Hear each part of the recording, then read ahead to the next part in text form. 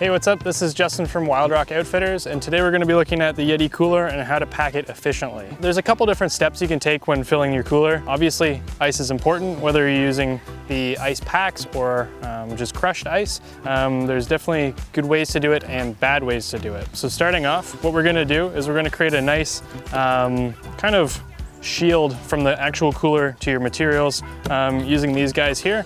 I have 3 of them because that's how much fit. And so we're gonna take these guys, take the little grate out.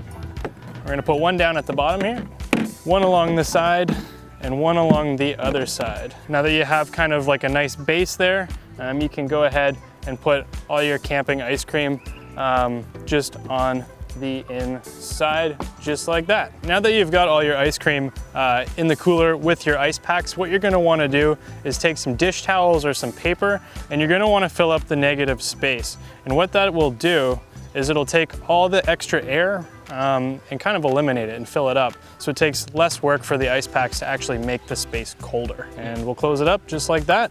And now you have ice cream that you can take on your camping trip. I guess the important thing to remember is to always kind of lay out your ice packs to maximize the internal space. So whether that's making kind of like a fort around the outsides or just packing them at the bottom. And then all you gotta do is keep the empty space to a minimum and pack it out with towels or newspaper.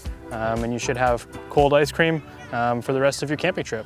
So you might see these guys in the store and think, wow, how does a cooler cost that much? It cannot make sense. But the cool thing about these is that they're actually roto-molded plastic. So similar to like a kayak or any other plastic or high density plastic material, these guys are all made with one continuous molded piece. So there's no seams and no seals where hot air can get in and cold air can escape. Well, if you have any other questions about Yeti products or their coolers, feel free to drop by the store and ask for myself or any other staff in the camping department, and we'd be happy to help you out. I'm gonna go eat this.